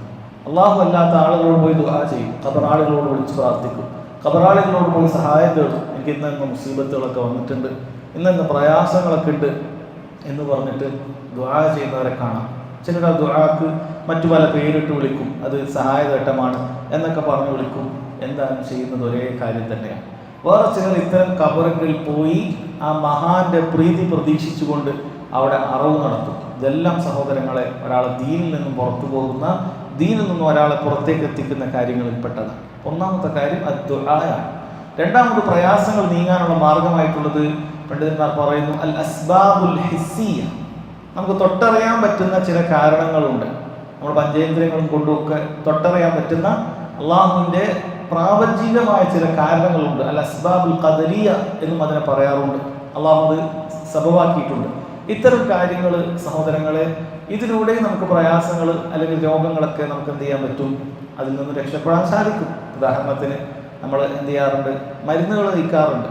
അതേത് രീതിയിലുള്ള മരുന്നുകളാകട്ടെ, അത് ഇംഗ്ലീഷ് മരുന്നാകട്ടെ അല്ലെങ്കിൽ ആയുർവേദമാകട്ടെ, ഏതുമാകട്ടെ, നമ്മൾ മരുന്നുകൾ കഴിക്കാറുണ്ട്. ഇതൊക്കെ എന്താണ്? ഇതൊക്കെ നമുക്ക് തൊട്ടറിയാൻ പറ്റുന്ന, ഒന്നുകിൽ ആ മരുന്നുകൾ നമ്മുടെ ശരീരത്തിൻ്റെ ഏതെങ്കിലും അവയവങ്ങളിൽ വെക്കുന്നതായിരിക്കും, അതല്ലെങ്കിൽ ചില കാര്യങ്ങളൊക്കെ, ചില ട്രീറ്റ്മെൻറ്റുകളൊക്കെ ശരീരത്തിൽ നിന്ന് എന്തെങ്കിലുമൊക്കെ നീക്കം ചെയ്യലായിരിക്കും. അതും ചികിത്സാ രീതിയാണ്. ഹിജാമയിൽ ചെയ്യുന്നത് അത് ശരീരത്തിന് തെളിവ് വന്നിട്ടുള്ള കാര്യമാണ്. ഹിജാമയിൽ ചെയ്യുന്നത് ശരീരത്തിലുള്ള അഴുക്കായിട്ടുള്ള രക്തം നീക്കലാണ്. അങ്ങനെ ചികിത്സയുണ്ട്. അതുപോലെ തേൻ കുടിക്കുക എന്നുള്ളത് ശരീരത്തിൻ്റെ അകത്തേക്ക് പ്രവേശിപ്പിക്കലാണ്. അതേപോലെ തന്നെ കരിജീരം കഴിക്കുക എന്നുള്ളത് ശരീരത്തിൻ്റെ അകത്തേക്ക് പ്രവേശിക്കുന്ന കാര്യത്തിൽപ്പെട്ടതാണ്. അതുപോലെ സഹോദരങ്ങളെ, ഇങ്ങനെ നബി സല്ലല്ലാഹു അലൈഹി വസല്ലം ഹദീസുകളിലൂടെ പഠിപ്പിച്ചതും ഖുർആനിൽ വന്നതുമൊക്കെ ആയിട്ടുള്ള തെളിവുകളുണ്ട്. അതല്ലാത്ത മറ്റ് ഭൗതികമായിട്ടുള്ള ഈ ലോകത്ത് നമുക്ക് ശിഫയാക്കാനുള്ള ചില കാരണങ്ങൾ അല്ലാഹു സുബ്ഹാനഹു വ തആല നിശ്ചയിച്ചിട്ടുണ്ട്. ഇതൊക്കെ എങ്ങനെയാണ് തിരിച്ചറിയാൻ സാധിക്കുക? ശരീരത്തിൻ്റെ കാര്യമാണെങ്കിൽ അത് തെളിവ് സ്ഥിരപ്പെട്ടു എന്ന് ഉറപ്പുവരുത്തിയാൽ മതി. തേനാകട്ടെ, ഇതൊക്കെ ഹദീസുകളിൽ വന്നതാണ്. നമ്മൾ ഹിജാമ ചെയ്യുന്നത് അത് സയൻസ് കണ്ടുപിടിച്ചതുകൊണ്ടല്ല, മറിച്ച് അത് ഹദീസുകളിൽ തെളിവുണ്ട്. നമ്മൾ ഹബ്ബത്തു സൗദ, കരിഞ്ചീരകം ഉപയോഗിക്കുന്നത് അത് സയൻസ് കണ്ടുപിടിച്ചത് കൊണ്ടല്ല. സയൻസ് ഇപ്പോൾ നാളെ എതിരെ പറഞ്ഞാലും നമ്മളത് ഉപയോഗിക്കുക തന്നെ ചെയ്യും, അതിൻ്റെതായ രീതി. കാരണം അത് ഹദീസുകളിൽ സ്ഥിരപ്പെട്ടിട്ടുള്ള കാര്യമാണ്. എന്നാൽ അതല്ലാത്ത കാര്യമാണെങ്കിൽ പണ്ഡിതന്മാർ പറയുന്നു അതിന് തജ്രിബ അത്യാവശ്യമാണ്. അഥവാ അതുകൊണ്ട് പരീക്ഷിച്ച് അതുകൊണ്ട് മനസ്സിലാക്കി ഇന്നതിനുള്ള മാർഗമാണ് എന്ന് കണ്ടുപിടിക്കപ്പെടും. അപ്പോഴാണ് നമ്മളത് അനുവദനീയമാകുക, അപ്പോഴാണ് നമ്മളത് ഉപയോഗിക്കുക. ഉദാഹരണത്തിന് നമ്മൾ തലവേദന വരുമ്പോൾ അല്ലെങ്കിൽ പനിയൊക്കെ വരുമ്പോൾ ആളുകൾ പനഡോളും അല്ലെങ്കിൽ ആ രൂപത്തിലുള്ള മരുന്നുകളൊക്കെ ഉപയോഗിക്കാറുണ്ട്. എന്തുകൊണ്ടാണ് അത് ഉപയോഗിക്കുന്നത്? എന്തുകൊണ്ടാണ് അത് മുസ്ലിമിന് അത് അനുവദനീയമായി തീരുന്നത്? കാരണം ഇത് പരീക്ഷിക്കപ്പെട്ട ഒരു അസ്ബാബുൻ ഖദരിയാണ്. അല്ലാഹു സുബ്ഹാനഹു വ തആല പ്രാപഞ്ചികമായി നിശ്ചയിച്ചിട്ടുള്ള ഒരു കാരണമാണ്. അത് പരീക്ഷണങ്ങളിലൂടെ തജ്രിബകളിലൂടെ അത് തെളിഞ്ഞിട്ടുള്ള കാര്യമാണ്. അതിങ്ങനെ ഉപയോഗിച്ച് കഴിഞ്ഞാൽ നമ്മുടെ നരമ്പുകൾക്ക് ഇന്ന എഫക്റ്റുകൾ ഉണ്ടാകും, അങ്ങനെ നമ്മുടെ വേദനയെ അത് ഇല്ലാതാക്കി കളയും, നമ്മുടെ ശരീരത്തെ ചൂടിനെ കുറച്ച് കളയും. ഇതൊക്കെ പരീക്ഷിക്കപ്പെട്ടിട്ടുള്ള കാര്യമാണ്. അതുകൊണ്ടാണ് നമുക്കത് അനുവദനീയമായി തീരുന്നത്. അതല്ലാതെ ആര് എന്തുണ്ടാക്കിയാലും അതെല്ലാം നമുക്ക് മരുന്നാണ് എന്ന് പറഞ്ഞ് നമുക്ക് ഉപയോഗിക്കാൻ പാടില്ലാത്തതാണ്. തജ്രിബമാണ്. അത് കൃത്യമായി അതിൻ്റെ അടിസ്ഥാനങ്ങളുണ്ട്, ഇന്ന കാര്യങ്ങളുണ്ട്. അതുകൊണ്ടാണ് സഹോദരങ്ങളെ നമുക്കത് അനുവദനീയമായി തീരുന്നത് എന്ന് മനസ്സിലാക്കുക. മൂന്നാമത്തേത് അൽ അംറുൽ മഅനവി എന്ന് പറയും. രോഗങ്ങൾ ചികിത്സിക്കാനുള്ളത് അല്ലെങ്കിൽ പ്രയാസങ്ങൾ നീക്കാനുള്ളത് അൽ അംറുൽ മഅനവി എന്ന് പറഞ്ഞാൽ അത് നമ്മുടെ പഞ്ചേന്ദ്രിയങ്ങൾ കൊണ്ട് നമുക്ക് കാണാൻ പറ്റുന്ന കാര്യമല്ല. ഏതുപോലെ അർറുഖിയ അശ്ശറഇയ്യ പോലെ ഖുർആൻ പാരായണം ചെയ്യുന്ന കാര്യം. കാരണം അത് എങ്ങനെയാണ് അതിൻ്റെ ചികിത്സാഫലം നടക്കുന്നത് നമുക്ക് അറിഞ്ഞുകൂടാ, ഗൈബിയായ കാര്യമാണ്. കാരണം ശരീരത്തിലേക്ക് ഒന്നും നമ്മൾ കൊടുക്കുന്നില്ല, എന്തെങ്കിലുമൊക്കെ പ്രവേശിപ്പിക്കുന്നില്ല, ഗുളികകൾ പോലെ അല്ലെങ്കിൽ തേനൊക്കെ പോലെ അങ്ങനെ ഒന്നും ചെയ്യുന്നില്ല, അല്ലെങ്കിൽ ഹിജാമ പോലെ ശരീരത്തിൽ നിന്ന് എന്തെങ്കിലുമൊക്കെ പുറത്തേക്ക് കളയുന്നില്ല. മറിച്ച് ഇവിടെ എങ്ങനെയാണ് ആ രോഗം ശിഫയാകുന്നത്? അല്ലാഹു അഅലം, അള്ളാഹുവിന് മാത്രമാണ് അറിയുന്നത്. അത് ഹദീസുകളിൽ സ്ഥിരപ്പെട്ടതാണ്, ഖുർആനിൽ സ്ഥിരപ്പെട്ടതാണ്, ഖുർആൻ ശിഫയാണെന്നുള്ള കാര്യം. അങ്ങനെ സഹോദരങ്ങളെ നമ്മൾ എന്ത് ചെയ്യും? ചികിത്സിക്കും. അതിനാൽ അസ്ബാബു ശർഇയ്യ എന്നാണ് പറയാറുള്ളത്. അള്ളാഹുവിൻ്റെ ശരീഅത്ത് കൊണ്ട് മാത്രം മനസ്സിലാക്കാൻ സാധിക്കുന്നതായ കാരണങ്ങൾ. ഈ മൂന്നാലൊരു കാരണങ്ങൾ കൊണ്ടാണ് സഹോദരങ്ങളെ നമ്മൾ എന്ത് ചെയ്യാറുള്ളത്? ഏതൊരു രോഗവും ഏതൊരു പ്രയാസവും വന്നാൽ നമ്മൾ അതിനെ ചികിത്സിക്കുന്നത്. ഇവിടെ പ്രത്യേകം മനസ്സിലാക്കേണ്ട കാര്യമാണ്. അൽ അസ്ബാബുൽ ഖദരിയാണെങ്കിൽ പ്രാപഞ്ചികമായ കാരണങ്ങളാണ് ഇത്തരം ചികിത്സകൾക്ക് ഉപയോഗിക്കുന്നത് എങ്കിൽ ഒന്നുകിൽ അതിൽ ഖുർആനിലോ സുന്നത്തിലോ സ്ഥിരപ്പെട്ട കാര്യമായിരിക്കണം, തേന്, കരിഞ്ജീരകം, അതേപോലെയുള്ള കാര്യങ്ങളൊക്കെ. അതല്ലെങ്കിൽ വ്യക്തമായ തജ്രിബയുടെ അടിസ്ഥാനത്തിൽ, പരീക്ഷണങ്ങളുടെ അടിസ്ഥാനത്തിൽ അത് ഇന്നതിന് ശിഫയാകും എന്ന് തെളിഞ്ഞിട്ടുള്ള കാര്യമായിരിക്കണം. അത് ഹറാമാകാനും പാടില്ല. കാരണം ഹറാമ് കൊണ്ട് ചികിത്സിക്കാൻ പാടില്ല. നാളെ ആരെങ്കിലുമൊക്കെ കണ്ടുപിടിക്കുകയാണ് ഇന്ന രൂപത്തിൽ മദ്യം ഡെയിലി കുടിച്ചു കഴിഞ്ഞാൽ ഇന്ന രോഗമൊക്കെ മാറുമെന്ന് ആരെങ്കിലുമൊക്കെ കണ്ടുപിടിച്ചു എന്ന് വിചാരിക്കാം, നമുക്കത് ഉപയോഗിക്കാൻ പാടില്ല. കാരണം അത് നിഷിദ്ധമായ കാര്യമാണ്, ഹറാമ് കൊണ്ട് ചികിത്സിക്കാൻ പാടില്ലാത്ത കാര്യമാണ്. അതുകൊണ്ട് ഇത് വളരെ അടിസ്ഥാനമാണ്. കാരണം ഈ പറയുന്ന ഗവേഷണങ്ങളിലൂടെ കണ്ടുപിടിച്ചതല്ലെങ്കിൽ, അല്ലെങ്കിൽ ഖുർആനിലോ സുന്നത്തിലോ സ്ഥിരപ്പെട്ടതല്ലെങ്കിൽ പിന്നെ എങ്ങനെയാണ് ഒരു മുസ്ലിം ഒരു കാര്യം തൻ്റെ ചികിത്സ കാര്യം ഉപയോഗിക്കുക? തൻ്റെ പ്രയാസങ്ങൾ അതുകൊണ്ട് നീങ്ങുമെന്ന് വിശ്വസിക്കുക എങ്ങനെയാണ്? തീർച്ചയായും അവൻ്റെ മനസ്സുകൊണ്ട് എന്തോ ഒരു വിശ്വാസം അതിലുണ്ടായിരിക്കും. അതല്ലാതെ അവൻ എന്ത് ചെയ്യാൻ സാധിക്കുകയില്ല. അത്തരം ചികിത്സാ രീതികളെയോ അത്തരം പ്രയാസങ്ങൾ നീങ്ങുന്നതിനെയോ അവൻ സമീപിക്കാൻ സാധിക്കുകയില്ല. അതുകൊണ്ടാണ് പണ്ഡിതന്മാർ പറഞ്ഞത് അത്തരത്തിലുള്ള കാര്യങ്ങൾ അത് ശിർക്കുൻ അസ്ഗറായിത്തീരും, ഒരു പാപമല്ല, അതിനേക്കാൾ അപ്പുറത്ത് ശിർക്കുൻ അസ്ഗറായിത്തീരും. കാരണം നമ്മുടെ കൽബ് അതുമായി ബന്ധപ്പെട്ടിരിക്കുകയാണ്. ഇപ്പം എന്തെങ്കിലുമൊക്കെ ഒരു പ്രത്യേക ടൈപ്പിൽ ഒരു കല്ലൊക്കെ നമുക്ക് ഒരാൾ കൊണ്ടു തന്നു, അയാൾ പറയുകയാണ് ഈ കല്ല് കൊണ്ട് ഡെയിലി ഇങ്ങനെ കയ്യിലൊക്കെ പിടിച്ച് അമർത്തിയാൽ മതി, നിന്റെ ഇന്ന രോഗങ്ങളൊക്കെ പോകും. ഇത് ഖുർആനിൽ സ്ഥിരപ്പെട്ടിട്ടുണ്ടോ? ഇല്ല. എങ്കിൽ പിന്നീട് നമ്മൾ നോക്കുക അൽ അസ്ബാബുൽ ഹിസ്സിയ്യ അല്ലെങ്കിൽ ഖദരിയ്യ എന്ന് പറയുന്ന പ്രാപഞ്ചികമായ കാരണങ്ങളായിരിക്കണം. അങ്ങനെ പ്രാപഞ്ചികമായ കാരണങ്ങൾ നമ്മൾ എപ്പോഴാണ് സ്ഥിരപ്പെടുക? ഒന്നുകിൽ ഖുർആനിലോ സുന്നത്തിലോ സ്ഥിരപ്പെട്ട കാര്യമായിരിക്കണം. അതല്ലെങ്കിൽ പിന്നീട് നമുക്ക് നോക്കാനുള്ളത് അതിന് എന്തുണ്ടോ, വ്യക്തമായ തജ്രിബ ഉണ്ടോ എന്നാണ്. നമ്മളെ കയ്യിൽ അങ്ങനെ പിടിക്കുന്ന സമയത്ത് എന്തെങ്കിലുമൊക്കെ ശരീരത്തിലേക്ക് സംഭവിക്കുന്നുണ്ടോ? ഒന്നും ഉണ്ടാവുകയില്ല. മറിച്ച് അത് ചില പുതിയ തരത്തിലുള്ള ആളുകൾ കൊണ്ടുവരുന്ന ശിർക്കിന്റെ വിശ്വാസത്തിന്റെ വ്യത്യസ്ത മുഖങ്ങളാണ്. ആ കയ്യിൽ അങ്ങനെ കല്ലുപിടിക്കുന്നതുകൊണ്ട് എങ്ങനെയാണ് ഇവരുടെ ഇന്ന രൂപത്തിലുള്ള ശരീരത്തിൽ രോഗങ്ങളൊക്കെ മാറുക? കാരണം ഒന്നും ശരീരത്തിന്റെ അകത്തേക്ക് പ്രവേശിക്കുന്നില്ല, ഒന്നും ശരീരത്തിന്റെ പുറത്തേക്ക് കൊണ്ടുവരുന്നില്ല. പിന്നെ എങ്ങനെയാണ് ഈ ചികിത്സ ശരിയാകുന്നത്? അതുകൊണ്ടാണ് പണ്ഡിതന്മാർ പറഞ്ഞത് അത്തരം ചികിത്സകൾ എന്താകും? അത് ഷിർക്കിന്റെ രൂപമാണ്, ഷിർക്കുൻ അസ്ഗറാണ് എന്ന് പറയുന്നത് അതുകൊണ്ടാണ്. അതുകൊണ്ട് ഏത് ചികിത്സാ രീതിയിലും ആളുകൾ വരുന്ന സമയത്ത് നമ്മളിത് വളരെ പ്രാധാന്യം അർഹിക്കുന്ന കാര്യമാണ് ഈ അടിസ്ഥാനം മനസ്സിലാക്കുക എന്നുള്ളത്. അല്ല, നമ്മുടെ നാട്ടിൽ ചുറ്റുമുള്ള പല രൂപത്തിലുള്ള ട്രീറ്റ്മെൻറ്റുകളുണ്ട്. പ്രാണിക് ഹീലിംഗ്, അങ്ങനെ ഹീലിംഗ്, ഇങ്ങനെ ഹീലിംഗ് എന്ന് പറഞ്ഞിട്ട് എന്തിനും ചികിത്സാ രീതി പറഞ്ഞു നടക്കുന്ന നാടാണത്. കാരണം ആളുകളെ സംബന്ധിച്ചിടത്തോളം നാം തുടക്കത്തിൽ പറഞ്ഞു, അവരെ സംബന്ധിച്ചിടത്തോളം ഈ വന്ന മുസീബത്ത് രോഗം എങ്ങനെയെങ്കിലൊക്കെ മാറുക എന്നുള്ളതിനപ്പുറത്തേക്ക് അതിനെക്കുറിച്ച് ചിന്തിക്കുന്ന ഒരു രീതി തന്നെയില്ല. എങ്ങനെയൊക്കെ മാറിയാൽ മതി, അതെന്ത് ശരിയാക്കിയിട്ടും എന്ത് രൂപത്തിൽ ചെയ്തിട്ടാണെങ്കിലും ശരി ഇത് മാറിയാൽ മതി എന്ന് ചിന്തിക്കുന്നവരാണ്. സഹോദരങ്ങളെ നോക്കിക്കഴിഞ്ഞാൽ ഇത്തരത്തിലുള്ള ആളുകൾ അത് ഫോൺ വിളിച്ചിട്ട് അതിലൂടെ ചികിത്സിച്ചിട്ട് മാറ്റും എന്നൊക്കെയാണ് പറയും. അങ്ങനെയുള്ള ചികിത്സയാണ് ഈ പ്രാണിക് ഹീലിംഗ് ഒക്കെ പോലുള്ള കാര്യങ്ങൾ. ഒരാൾ ഫോൺ വിളിച്ചു കഴിഞ്ഞാൽ എനിക്ക് എന്താ പ്രയാസം പറഞ്ഞ് കുറച്ച് നേരം ഫോൺ വിളിച്ചവിടെ നിന്നാൽ മതി, അപ്പോൾ അയാളുടെ രോഗം ശരിയാകും, ഇന്നത് മാറും, ഈ രൂപത്തിലൊക്കെ പറയുന്നതാണ് സാധിക്കും. അതല്ലെങ്കിൽ ഒരുപാട് ആളുകൾ ഒരുമിച്ചൊരു റൂമിൽ ഇരുത്തിക്കൊണ്ട് ഇയാളെല്ലാവർക്കും ഒറ്റയടിക്ക് ഷിഫ നടത്തുന്ന രീതിയിൽ കാണാൻ സാധിക്കും. നമ്മുടെ നാടുകളിൽ സഹോദരങ്ങൾ വ്യാപകമായിട്ടുണ്ട് പല സ്ഥലങ്ങളിൽ. അപ്പോൾ ആളുകൾ പല അലോപ്പതി മെഡിസിൻ മറ്റുമൊക്കെ കഴിച്ച് മാറുന്നില്ല എന്ന് കാണുമ്പോൾ, അല്ലെങ്കിൽ ആയുർവേദത്തിൻ്റെ അടുത്തൊക്കെ പോയി മാറുന്നില്ല എന്ന് കാണുമ്പോൾ ഇത്തരത്തിലുള്ള പുതിയ രീതിയിലുള്ള തട്ടിപ്പുകളുടെ അടുക്കലേക്ക് പോകുകയാണ്. നമ്മുടെ നാട്ടിൽ ഈ രൂപത്തിൽ ഇങ്ങനെ സൂചി കൊണ്ട് കുത്തിയിട്ടൊക്കെ ചെയ്യുന്ന ആളുകളുണ്ട്. അവരിൽ ചില ആളുകൾ ഇപ്പോൾ എത്തി നിൽക്കുന്ന അത്തരം സൂചിയോ ഒന്നും വേണ്ടതില്ല എന്നാണ്. എല്ലാവരും ഒരു റൂമിൽ ഒരുമിച്ചിരുത്തുക. എന്നിട്ട് അയാൾ പറയാണ് സൂചിയൊക്കെ നമ്മൾ ആദ്യം ഒരു കാരണമായിട്ട് ഉപയോഗിക്കുകയാണ്, ഇനിയിപ്പോൾ സൂചിയുടെ ഒന്നും ആവശ്യമില്ല, ഞാൻ ഒന്നാകെ എന്ത് ചെയ്യും, ആ രൂപത്തിൽ എല്ലാവരെയും ഒരുമിച്ച് കണ്ണടച്ചിരുന്നു കഴിഞ്ഞാൽ ചികിത്സ ഒക്കെ നടത്തിത്തരും എന്ന് പറയുന്ന ആളുകളൊക്കെ കാണാൻ സാധിക്കും. സഹോദരങ്ങളെ വളരെ ഗൗരവമുള്ള കാര്യമാണ്.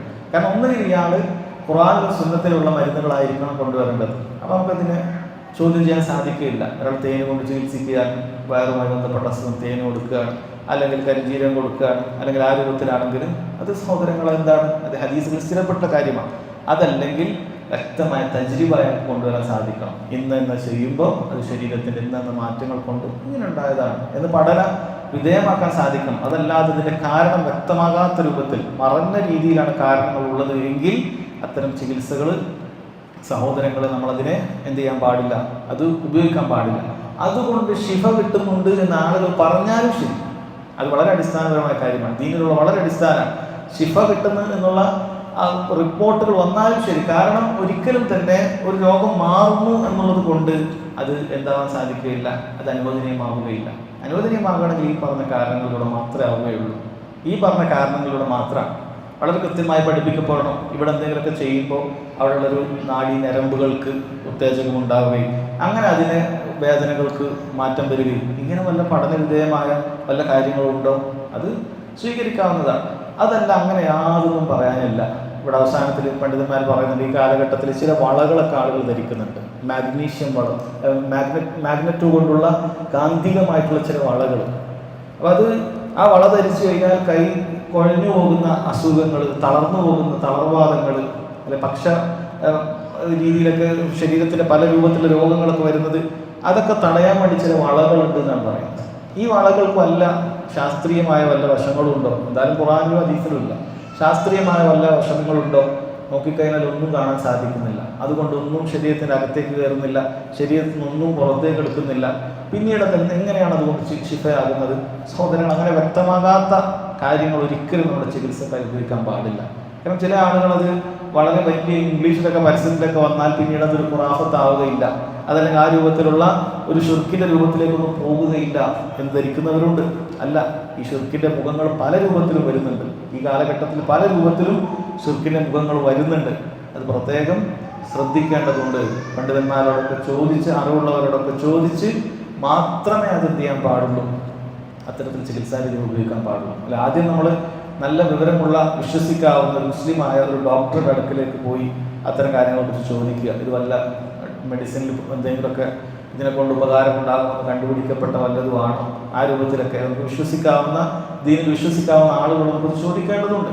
അതിനതുപോലെ പണ്ഡിതന്മാരോട് ചോദിക്കാം, ഇത് ഇങ്ങനെയുള്ള കാര്യങ്ങൾ ഇത് ദീനിൽ എങ്ങനെ ഏത് രൂപത്തിലാണ് ഇത് വരിക, അതിനെക്കുറിച്ചിട്ട് എന്താണ് ദീനിൻ്റെ കാഴ്ചപ്പാട്, ഇത് ശ്രദ്ധിച്ച് പഠിച്ച് മനസ്സിലാക്കിയിട്ട് വേണം നമ്മൾ ചികിത്സാ രീതികളിലേക്ക് പോകാൻ. അതല്ലാത്ത ഓൾട്ടർനേറ്റീവ് മെഡിസിനുകൾ ഉപയോഗിക്കുന്ന ആളുകൾ എങ്ങനെയെങ്കിലുമൊക്കെ മാറുന്നുണ്ട്, ആളുകളൊക്കെ പറയുന്നുണ്ട് അത് ഉപയോഗിച്ച് മാറി, ഇത് ഉപയോഗിച്ച് മാറി, ഇന്ന ആൾക്ക് മാറി എന്നതൊരിക്കലും തന്നെ ഒരു ചികിത്സാ രീതി ശരിയാണെന്ന് പറയാൻ കാരണമല്ല എന്ന് പ്രത്യേകം മനസ്സിലാക്കുക. ഈ സഹോദരങ്ങളെ, ഈ അധ്യായത്തിലേക്ക് വരാം. അദ്ദേഹം പറയുന്നു, വഖൗലില്ലാഹി തആല അഫറഅയ്തും മാ തദ്ഊന മിൻ ദൂനില്ലാഹ് ഇൻ അറാദനി അല്ലാഹു ബിദുർരിൻ ഹൽ ഹുന്ന കാശിഫാതു ദുർരിഹി. അല്ലാഹു സുബ്ഹാനഹു വ തആല ചോദിക്കുക, അഫറഅയ്തും, നിങ്ങൾ അറിയിച്ചു തരുമോ, അല്ലെങ്കിൽ നിങ്ങൾ ചിന്തിച്ചു നോക്കിയിട്ടുണ്ടോ, മാ തദ്ഊന മിൻ ദൂനില്ലാഹ്, നിങ്ങൾ അല്ലാഹു പുറമെ പല ആളുകളെയും ദുആ ചെയ്യുന്നുണ്ട്, അവരോട് പ്രാർത്ഥിക്കുന്നൊക്കെ ഉണ്ട്. ഇൻ അറാദനി അല്ലാഹു ബിദുർരി, അല്ലാഹു സുബ്ഹാനഹു വ തആല നിങ്ങൾക്കൊരു ഉപദ്രവം പ്രയാസം അല്ലാഹു ഉദ്ദേശിച്ചിട്ടുണ്ടെങ്കിൽ ഹൽ ഹുന്ന കാശിഫാതു ദുർരി, ഈ പറയുന്ന ആളുകൾക്ക് അത് നീക്കം ചെയ്തു തരാൻ പറ്റുമോ?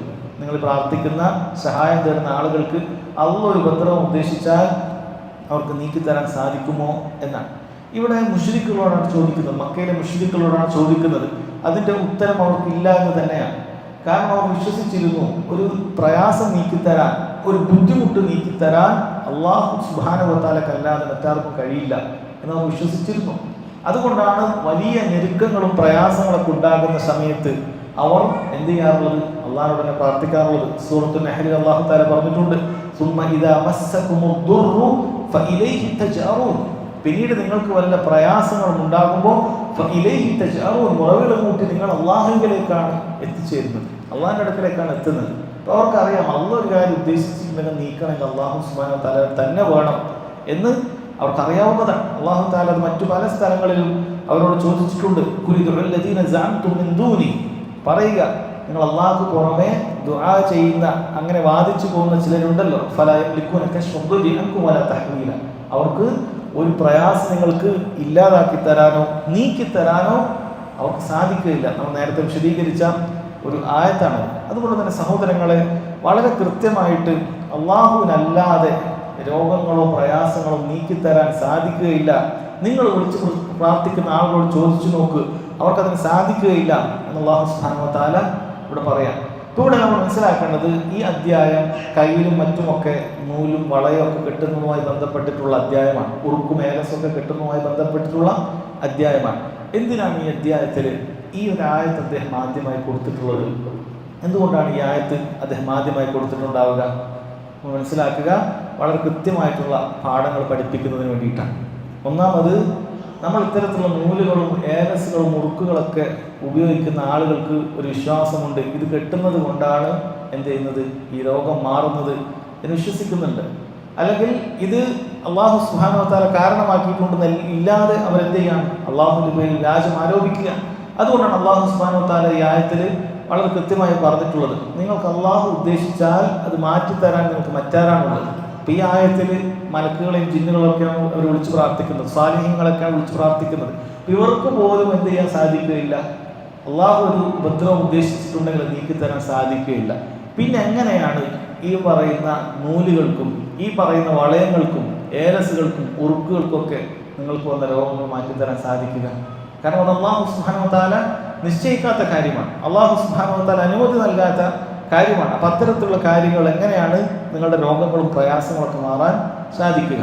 അതുപോലെ ഈ ആയത്ത് കൊടുത്തതിൽ മറ്റൊരു പ്രധാനപ്പെട്ട കാര്യം, അല്ലാഹു അല്ലാത്ത ആളുകളിലേക്ക് നിങ്ങളുടെ ഖൽബ് അത് നിങ്ങൾ ബന്ധിപ്പിക്കുകയാണെങ്കിൽ അത് തഅല്ലുഖുൽ ബാത്തിലാണ്, വ്യർത്ഥമായ നിരർത്ഥകമായ അത് ബന്ധമാണ് ഉണ്ടാവുക. അതുകൊണ്ട് യാതൊരു ഉപകാരം ഉണ്ടാവുകയില്ല. അല്ലാഹു അല്ലാത്ത ആളുകളോട് വിളിച്ചു പ്രാർത്ഥിക്കും, സഹായം തേടുമ്പോൾ ഒരു രക്ഷയും നൽകാത്തതുപോലെ, അതുകൊണ്ടൊരു ശിഫയും നൽകാത്തതുപോലെ ഇത്തരത്തിലുള്ള അല്ലാഹു അനുമതി നൽകാത്ത ഉറുക്കുകളിലോ ഏലസുകളിലോ അഭയം പ്രാപിക്കുന്നവർക്ക് ഒന്നും തന്നെ പ്രതീക്ഷിക്കേണ്ടതില്ല എന്നാണ്. അതുകൊണ്ടാണ് അദ്ദേഹം ആദ്യം ഈ ആയത്ത് കൊടുത്തത്. അല്ലാഹു സുബ്ഹാനഹു വ തആല ഉദ്ദേശിച്ചാൽ അത് മാറ്റാൻ മറ്റൊന്നും കഴിയില്ല എന്ന അടിസ്ഥാനപരമായ ചിന്ത നമുക്കുവാണ്. ഉറുക്കിലേക്കും ഏലസിലേക്കും ഇങ്ങനെ വല്ലതൊക്കെ ചെറിയ എന്തെങ്കിലുമൊക്കെ നൂല് കെട്ടിയാൽ ഇതുകൊണ്ടൊക്കെ എൻ്റെ ഇന്നത് മാറുമെന്നൊക്കെ ചിന്തിക്കുന്ന ആളുകൾ ആദ്യം മനസ്സിലാക്കേണ്ടത്, അല്ലാഹു നിനക്കൊരു കാര്യം ഉദ്ദേശിച്ചിട്ടുണ്ടെങ്കിൽ ഈ പറയുന്ന കാര്യങ്ങളൊന്നും നിന്നെ രക്ഷിക്കാൻ നിനക്ക് സാധിക്കുകയില്ല. ഇതുകൊണ്ടൊന്നും ഒരു ഉപദ്രവം നീക്കാനോ ഉപദ്രവം ഇല്ലാതാക്കാനോ സാധിക്കുകയില്ല. അങ്ങനെ സാധിക്കണമെങ്കിൽ അല്ലാഹു സുബ്ഹാനഹു വ തആല ഉദ്ദേശിച്ച, അവൻ പറഞ്ഞിട്ടുള്ള, അവൻ ശറഅാക്കിയിട്ടുള്ള മാർഗങ്ങൾ എന്ത് ചെയ്യണം, അവൻ കൊണ്ടുവരേണ്ടതുണ്ട്. ഇത് അല്ലാഹു ശറഅാക്കിയ മാർഗമാണോ, ഇത് അല്ലാഹു സുബ്ഹാനഹു വ തആല നിശ്ചയിച്ചിട്ടുള്ള മാർഗമാണോ, ഇത് പഠിക്കേണ്ട കാര്യമാണ്. അപ്പം അതുമായി ബന്ധപ്പെട്ട ഹദീസുകളാണ് പിന്നീട് കൊടുത്തിട്ടുള്ളത്. ഇത്തരം ഏലസ് കെട്ടുന്നത്, ഇത്തരം നൂലുകൾ കെട്ടുന്നത്, വളയങ്ങൾ കെട്ടുന്നത് അള്ളാഹുവിൻ്റെ ദീനിലുണ്ടോ, പരിശുദ്ധ ഇസ്ലാമിലുണ്ടോ? അല്ല, ചില ആളുകൾ അങ്ങനെ വിശ്വസിച്ചിട്ടാണ് ഇത് ദീനിലുള്ളതുകൊണ്ടാണ് നമ്മൾ ചെയ്യുന്നത്, ഇതിങ്ങനെ ചെയ്യുന്നത് എന്തോ ഹദീസിന് വന്നതാണ്, ആയത്തിൽ വന്നതാണ്, അതുകൊണ്ട് അങ്ങനെ ചെയ്തു കഴിഞ്ഞാൽ പ്രയാസം മാറും എന്ന് ചിന്തിക്കുന്നവരുണ്ട്. അങ്ങനെയുള്ളവർ ഈ പറയുന്ന ഹദീസുകൾ എന്ത് ചെയ്യുക, വളരെ കൃത്യമായി മനസ്സിലാക്കുക. ഇതിലൊന്നാമതായി അദ്ദേഹം കൊടുക്കുന്ന ആയത്തിന് ശേഷം ഒന്നാമത് കൊടുക്കുന്ന ഹദീസ്, ഇമ്രാൻ ഇബ്നു ഹുസൈൻ رضي الله عنه أن النبي صلى الله عليه وسلم رأى رجلا في يده حلقة من صفر. അദ്ദേഹം പറയാണ്, നബി സല്ലല്ലാഹു അലൈഹി വസല്ലം ഒരു മനുഷ്യന്റെ കയ്യിൽ ഹൽഖത്തു മിൻ സുഫർ, ഒരു മഞ്ഞ നിറത്തിലുള്ള വളയം കാണുകയുണ്ടായി. ഹൽഖത്തു മിൻ സുഫൂർ എന്നുകൊണ്ട് ഉദ്ദേശിക്കുന്നത് അത് നേരത്തെ നമ്മൾ പറഞ്ഞ പിച്ചളയാണ്, നുഹാസ്, അല്ലെങ്കിൽ ആ രൂപത്തിൽ അതിൻ്റെ കളറ് മഞ്ഞ നിറമായതുകൊണ്ടാണ് ഹൽഖത്തു മിൻ സുഫൂർ എന്ന് പറഞ്ഞത്. മഞ്ഞ നിറം കൊണ്ടുള്ള ഒരു വളയം എന്ന് പറഞ്ഞാൽ പിച്ചള കൊണ്ടുള്ള ഒരു വളയം, കോപ്പറിൻ്റെ ഒരു വളയം ഒരാളുടെ കയ്യിൽ ഇങ്ങനെ ധരിച്ചത് നബി സല്ലല്ലാഹു അലൈഹി വസല്ലം കാണാൻ. ഇവിടെ ആരാണ് ധരിച്ചത് എന്നുള്ളത് ഈ റിവായത്തിൽ, ഈ ഹദീസിന്റെ റിപ്പോർട്ടിൽ പറഞ്ഞിട്ടില്ല. എന്നാൽ വേറെ ചില റിവായത്തിൽ എന്ത് വന്നിട്ടുണ്ട്, ഇമാം ഇബ്നു ഹിബ്ബാൻ റഹിമഹുല്ലാഹ് ഉദ്ധരിച്ച ഹദീസിൽ കാണാൻ സാധിക്കും, ഈ ഹദീസ് റിവായത്ത് ചെയ്യുന്ന ഇമ്രാൻ ഇബ്നു ഹുസൈൻ തന്നെയാണത്. അദ്ദേഹത്തിന്റെ കയ്യിൽ തന്നെയാണ് ഈ വളയം കണ്ടിട്ടുള്ളത്. അദ്ദേഹം അതാണ് ഒരു വ്യക്തിയുടെ കയ്യിൽ ഈ വളയം കണ്ടു എന്ന് പറഞ്ഞിട്ട് പറഞ്ഞത്. കാരണം അദ്ദേഹത്തിന്റെ പേര് പറയുക അല്ലെങ്കിൽ ആരുടെ കയ്യിലാണ് വളയം ഉണ്ടാകുക എന്നൊന്നും പറയുന്നത് പ്രത്യേകിച്ച് ഫായതയില്ല. ആ വിഷയമാണ് നമുക്ക് പ്രാധാന്യം. എന്ത് തന്നെയായാലും ആ വ്യക്തി ഇമ്രാൻ ഇബ്നു ഹുസൈൻ റളിയല്ലാഹു അൻഹു തന്നെയാണ്. അദ്ദേഹത്തിന്റെ കയ്യിൽ ജാഹിലിയ്യ വിശ്വാസ പ്രകാരമായിരിക്കണം അദ്ദേഹത്തിന്റെ കയ്യിൽ ഒരു വള കിട്ടിയിട്ട് ഉണ്ടായിരുന്നു.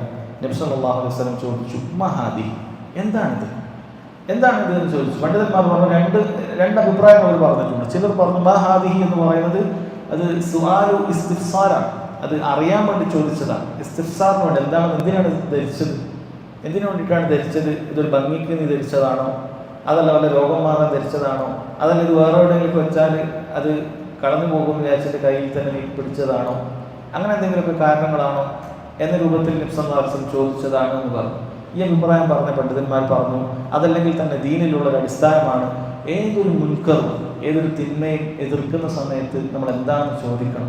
കാരണം എന്തുകൊണ്ടാണ് അയാളത് ചെയ്തത്, എന്തുകൊണ്ടാണ് അവിടെ അങ്ങനെ സംഭവിച്ചത് എന്നൊരു വിശദീകരണം അറിഞ്ഞതിന് ശേഷമാണ് നമ്മളതിനെ എതിർക്കേണ്ടത്. അതല്ലാതെ തിരക്കിട്ട് എതിർക്കാൻ പാടില്ല. ചിലപ്പോൾ നമുക്ക് അറിവില്ലാത്ത, അയാൾക്ക് എഴുതറുള്ള ഒഴികഴിവുള്ള എന്തെങ്കിലുമൊക്കെ അവിടെ ഉണ്ടാകും. നബി സല്ലല്ലാഹു അലൈഹി വസല്ലം ആദ്യം ചോദിച്ച് ഉറപ്പുവരുത്താൻ, എന്തിനാണ് നീ ധരിച്ചത്, അയാളെ കൊണ്ട് തന്നെ പറയാൻ വേണ്ടിയിട്ട്, അയാളുടെ വാ കൊണ്ട് തന്നെ അയാൾക്ക് പറയുന്നതിന് വേണ്ടി ചോദിച്ചതാണ് എന്നാണ്. വേറെ ചില പണ്ഡിതന്മാർ പറഞ്ഞു, അല്ല, ഈ ചോദ്യം ഇസ്തിഫ്ഹാമുൽ ഇൻകാരിയാണ്.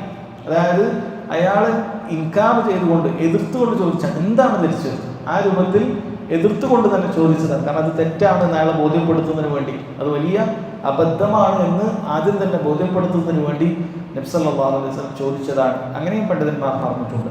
അപ്പോൾ അങ്ങനെ ചോദിച്ചു, മഹാദി, എന്താണിത് എന്ന് ചോദിച്ചു. അയാൾ പറഞ്ഞു, മിനൽ വാഹിന, അത് വാഹിന കാരണത്താലാണ്. അതായത് ശരീരത്തിന് കൈക്കൊക്കെ ബാധിക്കുന്ന ഒരു തളർച്ച രോഗത്തിനാണ് വാഹിന എന്ന് പറയുന്നത്. പണ്ഡിതന്മാർ പറയുന്നത് അത് കൈക്ക് ബാധിക്കുന്ന, അഥവാ കൈയുടെ തോള് മുതൽ കൈയുടെ മുഴുവൻ ഭാഗത്തിൽ ഇങ്ങനെ വ്യാപിക്കുന്ന ഒരു രോഗമാണ്. അത് പൊതുവെ പുരുഷന്മാർക്കാണ് ഉണ്ടാവുക, സ്ത്രീകൾക്ക് ഉണ്ടാവാറില്ല.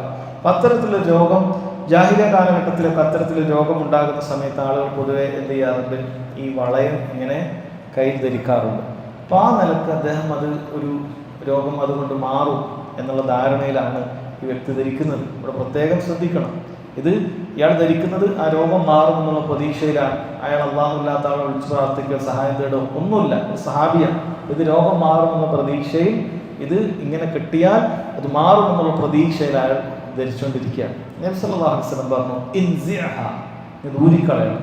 ചില റിവായത്തിൽ ഇൻബിദ്ഹ എന്നുണ്ട്, എന്ന് പറഞ്ഞു കഴിഞ്ഞാൽ പെട്ടെന്ന് തന്നെ അത് ഊരിക്കളയണം എന്നാണ് അതിൻ്റെ അർത്ഥം. അത്തറഹു ബിസ്സുറഅത്തിൻ വഖുവ, പെട്ടെന്ന് ശക്തിയായി വേഗം എടുത്ത് ഊരിക്കളയണം.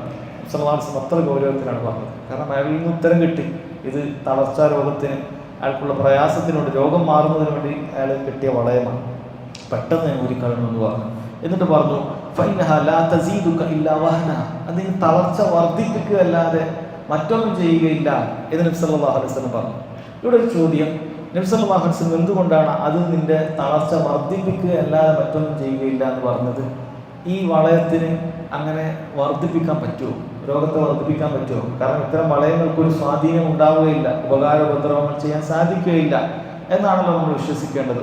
അപ്പോൾ എന്താണ് ഇതുകൊണ്ട് ഉദ്ദേശിച്ചത് നബി സല്ലല്ലാഹു അലൈഹി വസല്ലം? പണ്ഡിതന്മാർ പറഞ്ഞു, അത് അല്ലാഹു സുബ്ഹാനഹു വ തആല അവനൊരു ശിക്ഷയായിട്ട് എന്ത് ചെയ്യും, ഇത്തരത്തിലുള്ള അള്ളാഹു നിശ്ചയിക്കാത്ത ഇത്തരത്തിലുള്ള കാരണങ്ങൾ ഉപയോഗിച്ചതിൻ്റെ ഫലമായിട്ട്, അല്ലെങ്കിൽ ഹൃദയം അള്ളാഹു അല്ലാത്ത ആളുകളിലേക്ക് ബന്ധിപ്പിച്ചതിൻ്റെ ഫലമായിട്ട് അള്ളാഹു അതിൻ്റെ വിപരീത ഫലം അവൻ നൽകുമെന്നാണ്, ശിക്ഷയെന്നോണം അത് നൽകുമെന്നാണ് അതുകൊണ്ട് ഉദ്ദേശിച്ചത്. കാരണം തളർച്ച മാറാനാണ് അയാൾ കെട്ടിയതെങ്കിൽ അള്ളാഹു തളർച്ച ഒരിക്കലും മാറ്റാത്ത അവസ്ഥയിൽ എന്നും ഈ പ്രയാസത്തിൽ അയാൾ നിന്നെ ആക്കും എന്നതാണ് അതുകൊണ്ട് ഉദ്ദേശിച്ചത് എന്നാണ്. ഇത് നമ്മൾ കാണുന്ന ഒരു കാര്യമാണ്. ഇത്തരത്തിലുള്ള അള്ളാഹു നിശ്ചയിക്കാത്ത ഏലസിലും മുറുക്കിലും ഇതിലൊക്കെ അഭയം പ്രാപിക്കുന്ന ആളുകൾ നമുക്ക് കാണാൻ സാധിക്കും. എപ്പോഴും ഈ പ്രയാസത്തിലേക്ക്, അത് പ്രയാസം വിട്ടുമാറുകയില്ല. എന്നിത് കെട്ടാതെ അവർക്ക് സാധിക്കുകയില്ല. അതാണ് ഇവിടെ പറഞ്ഞിട്ടുള്ളത്. ഈ രോഗത്തിന് വേണ്ടിയിട്ടാണ് നീ ഇത് കെട്ടിയത്, ഈ രോഗം മാറില്ല, ഇതുകൊണ്ട് രോഗം മാറുകയില്ല, അതാണ് ഇതുകൊണ്ട് ഉദ്ദേശിക്കുന്നത് എന്നാണ്. അള്ളാഹു അതൊരു ശിക്ഷയായിട്ട് അവൻ നൽകും. ഒരു മുസീബത്ത് എന്നും അവൻ്റെ കയ്യിൽ, എന്നും അവൻ്റെ രീതിയിലുണ്ടാകും. അതുകൊണ്ട് ഊരിക്കളയുകയാണ് വേണ്ടത്. എന്നിട്ട് പറഞ്ഞു ഇത് കയ്യിലായിട്ടാണ് നീ മരിക്കുന്നതെങ്കിലും നീ പിന്നെ ഒരിക്കലും വിജയിക്കുകയില്ല എന്നാണ് നബി സല്ലല്ലാഹു അലൈഹി വസല്ലം പറഞ്ഞത്. ഇപ്പൊ ഇവിടെ ആദ്യം എന്ത് ചെയ്യുന്നുണ്ട്, നബി സല്ലല്ലാഹു അലൈഹി വസല്ലം പറയുന്നുണ്ട്, നീ അത് ഊരിക്കളയുക എന്ന അറിവ് കൊടുത്തിട്ടുണ്ട്, പറഞ്ഞു കൊടുത്തിട്ടുണ്ട്. അപ്പൊ അറിവ് കിട്ടിയതിന് ശേഷവും നീ ഇതിൽ നിന്നും പിന്മാറാൻ തയ്യാറല്ലെങ്കിൽ പിന്നീട് നിനക്ക് വിജയിക്കാൻ സാധിക്കില്ല. പിന്നെ അള്ളാഹിന്റെ അടുക്കൽ ഉദുർ പറയാൻ സാധിക്കില്ല.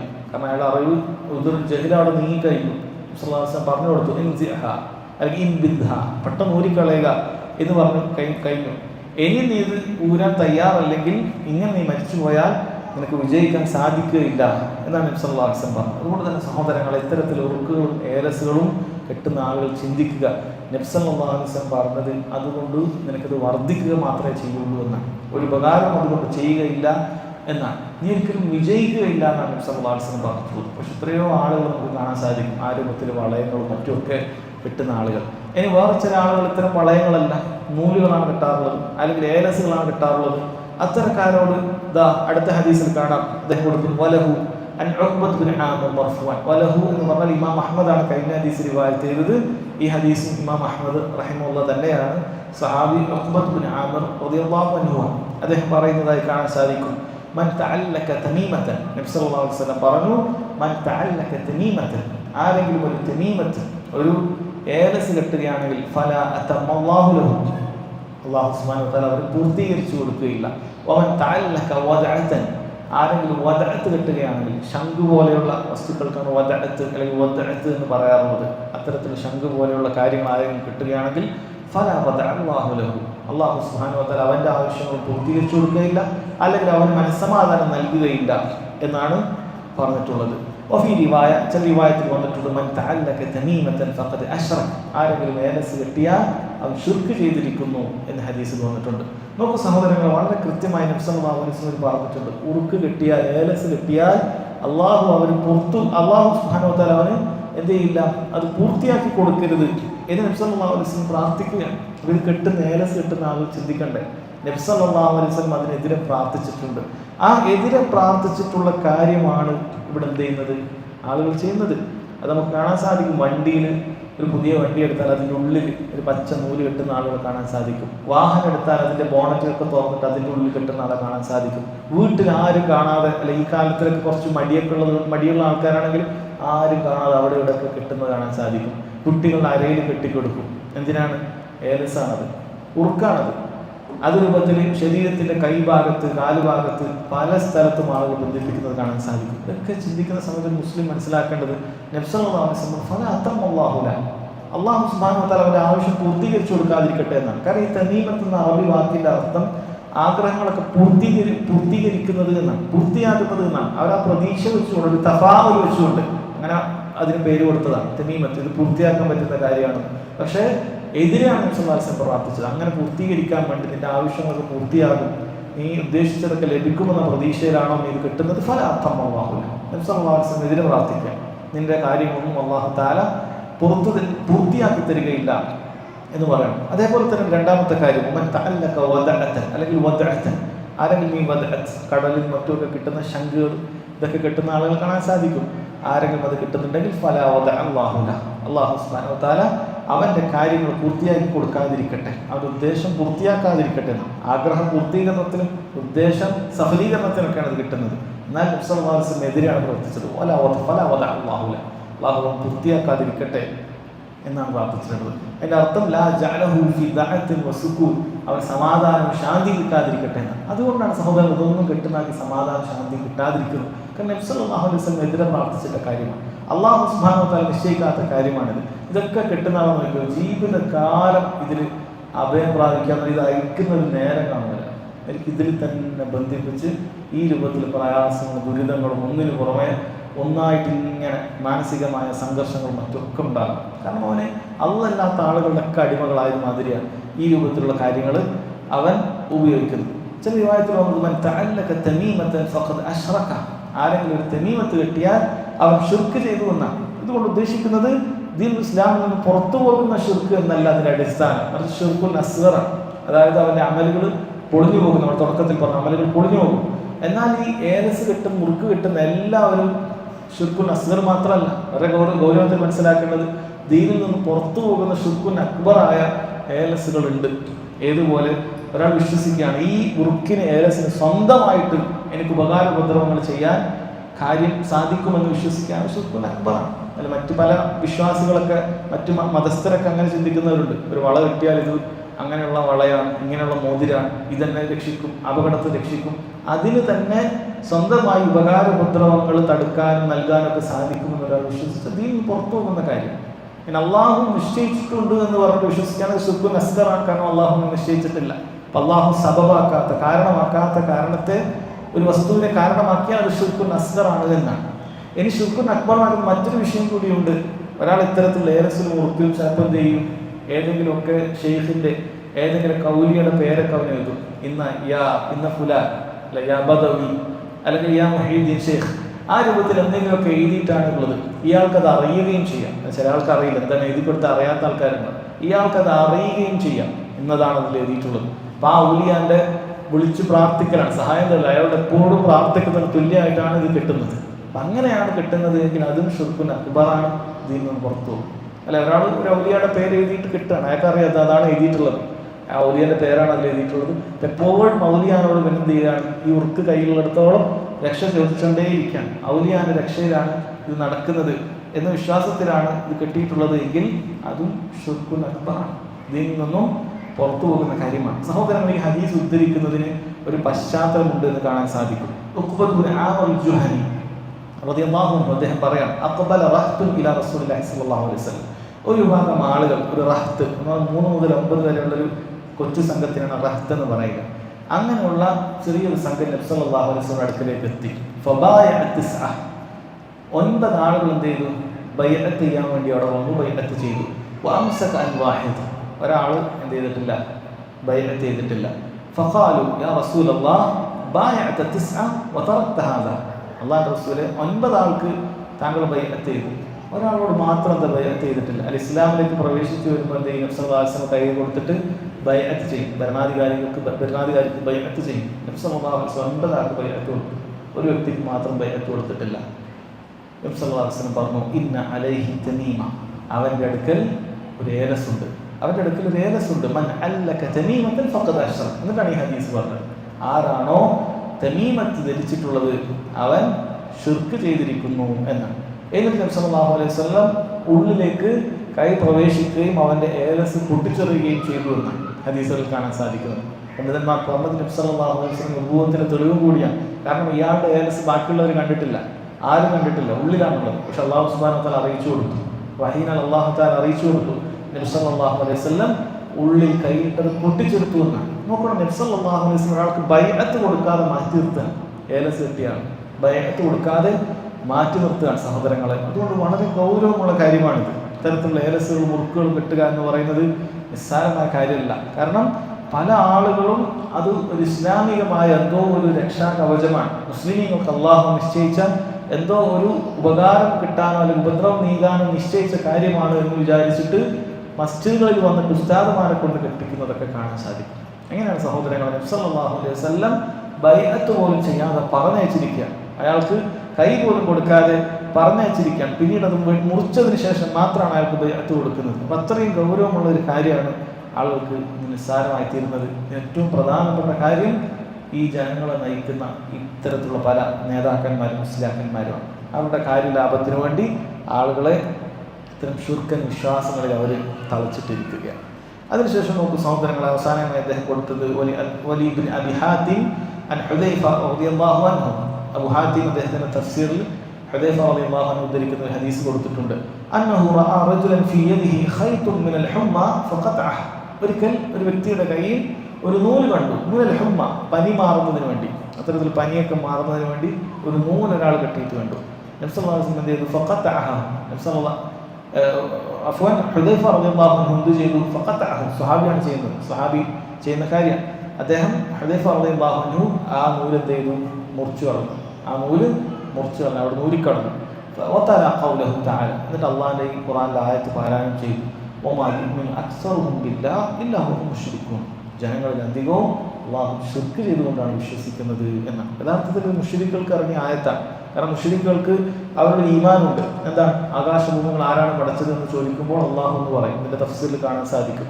എന്നാൽ ഇബാദത്തിന്റെ കാര്യത്തിൽ അള്ളാഹിനോട് മാത്രം പ്രാർത്ഥിക്കേണ്ട കാര്യത്തിൽ അവർ ശിർക്ക് ചെയ്യുകയും ചെയ്യും. അതാണ് ഈ ആയത്തുകൊണ്ട് ഉദ്ദേശിക്കുന്നത്. അതേപോലെയാണ് ഈ ആളുകളുടെ അവസ്ഥ എന്നാണ്. അവർ അള്ളാഹു വിശ്വസിക്കുന്നുണ്ടോ എന്ന് ചോദിച്ചാൽ വിശ്വസിക്കുന്നുണ്ട്. പക്ഷേ ഇത്തരത്തിലുള്ള ശിർക്കൻ പ്രവർത്തനങ്ങളിൽ അവർ ഏർപ്പെടുന്നുണ്ട്. ജനങ്ങളിൽ അധികം ആളുകളും ഇത്തരത്തിൽ വിശ്വസിക്കുന്നത് അള്ളാഹു പങ്കു ചേർത്തുകൊണ്ടാണ് എന്ന് പറഞ്ഞിട്ട് ആ സഹാബി എന്ത് ചെയ്യാണ്? സഹോദരങ്ങളെ അത് മുറിച്ചു മാറ്റുകയാണ്.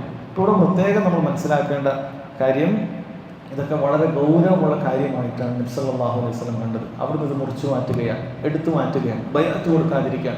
സ്വഹാബികൾ അങ്ങനെയാണ് കണ്ടിട്ടുള്ളത്. അവരത് മുറിച്ചു മാറ്റുകയാണ്. അത്തരം ഗൗരവമുള്ള കാര്യമാണ്. ഇനി ആരാണ് ഇത് മുറിച്ചു മാറ്റേണ്ടത്? നമ്മൾ മനസ്സിലാക്കുക, അടിസ്ഥാനം ആരാണോ കെട്ടിയിട്ടുള്ളത് അയാളെ കൊണ്ട് തന്നെയാണ് നമ്മൾ ചെയ്യിക്കേണ്ടത്. ആരാണോ ചെയ്തിട്ടുള്ളത് അയാളോട് തന്നെ ചെയ്യുക എന്നുള്ളതാണ്. ഇനി ഒരാൾക്ക് വിലായത്തുണ്ട്, അയാളുടെ മേൽ അധികാരമുണ്ട്. അപ്പോൾ അയാൾക്ക് മേൽ അധികാരമുള്ള ഭരണാധികാരിയോ അല്ലെങ്കിൽ ആ രൂപത്തിൽ വലിയ സ്ഥാനമുള്ള പണ്ഡിതനോ അല്ല അങ്ങനെയുള്ള ആളുകൾക്കാണെങ്കിൽ അവർക്ക് എന്ത് ചെയ്യാൻ പറ്റും? അത് നബി സല്ലല്ലാഹു അലൈഹി വസല്ലം ചെയ്തതുപോലെ മറ്റൊരാളിൽ നിന്നും അത് മുറിച്ചു മാറ്റാൻ സാധിക്കും. എന്ത് തന്നെയായാലും എല്ലാവരുടെയും ബാധ്യതയാണ് ഇത്തരത്തിലൊരു കാര്യം കണ്ടു കഴിഞ്ഞാൽ എന്ത് ചെയ്യണം? അത് മുറിച്ചു മാറ്റാൻ വേണ്ടി അയാൾ പറയണം. നമ്മൾ ഒരാളുടെ കയ്യിൽ കണ്ട് രഹസ്യം മുറുക്ക് കണ്ടിട്ട് അത് പറഞ്ഞു കൊടുക്കാതിരിക്കരുത്. കാരണം നബി സല്ലല്ലാഹു അലൈഹി വസല്ലം ഒരു യാത്രയിൽ നമുക്ക് കാണാൻ സാധിക്കും. അവിടുന്ന് പറഞ്ഞു, ഒരൊറ്റ മൃഗത്തിന്റെ കഴുത്തിൽ ഇത്തരത്തിൽ വളയം ഉണ്ടാകാൻ പാടില്ല, ഇല്ലാത്ത അത് മുറിച്ചു കളഞ്ഞിട്ടല്ലാതെ. ബുഖാരി മുസ്ലിം ഒക്കെ ഉദ്ധരിച്ച ഹദീസാണ്. അത് മുറിച്ചു കളയാൻ വേണ്ടി നബി സല്ലല്ലാഹു അലൈഹി വസല്ലം പറയാം. ഇമാം മാലിക് റഹിമഹുല്ലാഹ് പറയുന്നുണ്ട്, ഇത് കണ്ണേറിന് വേണ്ടിയിട്ട് മൃഗങ്ങൾക്ക് കെട്ടിക്കൊടുക്കുന്ന കാര്യമാണ്. അതാണ് നബി സല്ലല്ലാഹു അലൈഹി വസല്ലം മുറിച്ചു കളയാൻ പറ്റും. ഇന്നും അത് കാണാൻ സാധിക്കും. വലിയ വലിയ പോത്തുകൾ, വലിയ വലിപ്പമുള്ള പോത്തുകളൊക്കെ ശ്രദ്ധിച്ചാൽ മതി. അതിനിങ്ങനെ ഒരു ചരട് കെട്ടിയിട്ടുണ്ടാകും, ഇങ്ങനെ അത് കെട്ടിയിട്ടുണ്ടാകും. ഈ രൂപത്തിൽ വളയങ്ങൾ തന്നെ കാണാൻ സാധിക്കും. ഇത് തന്നെ ഈ പറഞ്ഞ ഹദീസിലുള്ള അതേ കാര്യം തന്നെ സഹോദരങ്ങൾ ഇന്നും അത്തരത്തിൽ ശിർക്കുകൾ കാണാൻ സാധിക്കും. അതുകൊണ്ട് അത് മുറിച്ചു കളയാനാണ് നബി സല്ലല്ലാഹു അലൈഹി വസല്ലം എന്ത് ചെയ്യുന്നത്? പറഞ്ഞിട്ടുള്ളത്. അതുകൊണ്ട് വളരെ ഗൗരവത്തിൽ ഈ കാര്യം മനസ്സിലാക്കാം. ഈ അധ്യായത്തിൽ നമുക്ക് മനസ്സിലാക്കാൻ സാധിക്കുന്നത് അല്ലാഹു സുബ്ഹാനഹു വ തആല നമുക്ക് ശറഅാക്കാത്ത, കാരണമാക്കാത്ത, സബബാക്കാത്ത കാര്യങ്ങൾ ഒന്നും തന്നെ, അത് ഉറുക്കെന്നോ ഏലസെന്നോ അതല്ലെങ്കിൽ ഈ രൂപത്തിൽ വളയമെന്നോ നൂലെന്നോ ചരടെന്നോ വ്യത്യാസമില്ല. അല്ലാഹു തആല ശറഅാക്കാത്ത ഒന്നും തന്നെ എന്ത് ചെയ്യാൻ പാടില്ല? സബബാക്കാത്ത കാര്യം അത് സബബായി സ്വീകരിക്കാൻ പാടില്ല. അത് ശിർക്കുൻ അസ്ഗറാണ്. ഇനി ഒരാൾ ആ കാരണങ്ങൾ തന്നെയാണ് എന്നെ രക്ഷപ്പെടുത്തുന്നത്, ആ കാരണങ്ങൾ തന്നെയാണ് എനിക്ക് ഉപകാരങ്ങൾ കൊണ്ടുവരുന്നത് എന്ന് വിശ്വസിച്ചാൽ ദീനിൽ നിന്നും പുറത്തു പോകുന്ന ശിർക്കുൻ അക്ബറായി തീരും എന്ന് മനസ്സിലാക്കുക. അതുകൊണ്ട് സഹോദരങ്ങളെ, പലപ്പോഴും ഇന്ന് ആധുനിക ചികിത്സാ രീതികളിലൊക്കെ ഇത്തരത്തിലുള്ള ആളുകൾ എന്ത് ചെയ്യാറുണ്ട്? ജനങ്ങളെ വഞ്ചിക്കുന്നതിന് വേണ്ടിയിട്ട് ഈ രൂപത്തിൽ പലതുമൊക്കെ ചെയ്യും. ഒരു ഉപകാരവും ഇല്ലാത്ത കാര്യങ്ങളായിരിക്കും. എന്തെങ്കിലുമൊക്കെ വെള്ളം എടുത്തുകൊണ്ടുവന്ന് എന്തെങ്കിലുമൊക്കെ അങ്ങനെയൊക്കെ കൊണ്ടുവന്ന് അതിൽ ഇന്നത് ചേർത്ത് അന്നത് ചേർത്ത് എന്ന് പറഞ്ഞിട്ട് ഇതൊക്കെ അവിടെ ശരീരത്തിൽ വെച്ചാൽ മതി, അവിടെ കെട്ടിയാൽ മതി, ഇവിടെ കെട്ടിയാൽ മതി.